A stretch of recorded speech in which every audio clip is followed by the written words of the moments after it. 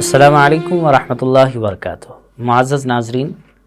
نماز کے فرائض میں سے ایک فرض سجدہ کرنا بھی ہے، یعنی دونوں سجدے کرنا۔ دونوں سجدے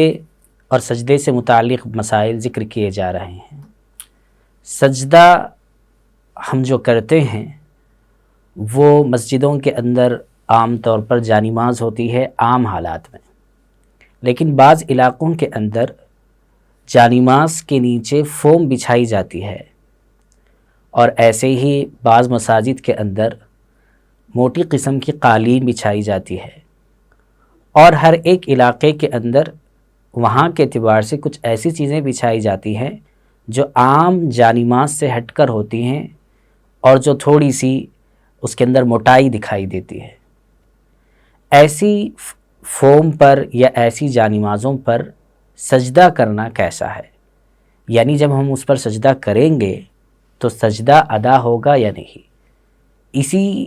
کے ساتھ ساتھ یہ بات بھی آتی ہے کہ بعض مرتبہ فارم ہاؤس یا کسی اور جگہ ہم جاتے ہیں تو وہاں پر بھی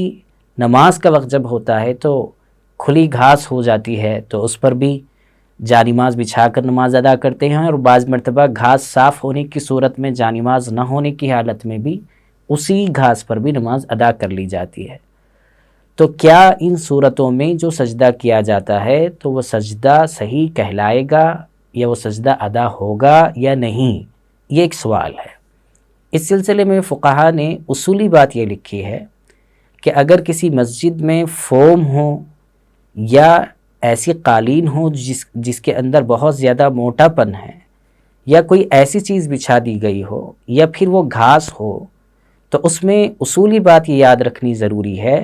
کہ جب ہم سجدہ کرنے کے لیے سجدے میں جائیں تو ہماری پیشانی اور ہماری ناک اس حصے پر، یعنی اس فوم پر یا اس جانماز پر یا اس گھاس پر اس انداز میں ٹکے کہ ہمیں محسوس ہو کہ ہماری پیشانی اور ہماری ناک کسی سخت چیز پر جا کر ٹک گئی ہے، یعنی زمین کی سطح یا پھر اس کی سختی کا احساس یا سختی کا اظہار اس صف میں یا اس فارم پر محسوس ہونا ضروری ہے۔ اگر ایسا ہوتا ہے تو وہ سجدہ ادا ہو جائے گا۔ اگر ایسا نہیں ہوتا، مثال کے طور پر ہم نے جب سجدہ کیا اور اپنا پیشانی اپنی اور اپنی ناک زمین پر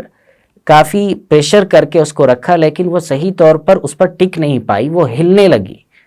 تو ایسی صورت میں علماء لکھتے ہیں کہ اب یہ سجدہ ادا نہیں ہوا۔ لہٰذا اگر ایسی جگہوں پر نماز ادا کی جائے، ایسی صفوں پر، تو ان کا نماز کا دہرانا واپس پھر سے ضروری ہے۔ اس لیے ہمیں یہ بات یاد رکھنی چاہیے۔ عام طور پر مسجدوں میں جب بھی یہ چیزیں بچھائی جاتی ہے تو ذمہ دار حضرات دیکھ کر ہی ویسی فارم لاتے ہیں یا پھر ویسی قالین کا استعمال ہوتا ہے، لیکن بعض مرتبہ شاید ہو سکتا ہے کہ مسئلہ نامعلوم ہونے کی وجہ سے فوم موٹی بچھا دی جائے یا قالین موٹی بچھا دی جائے، یا پھر گھاس اتنی زیادہ ہے کہ اس پر سجدہ کرنے ہم جا رہے ہیں تو گھاس ہی پر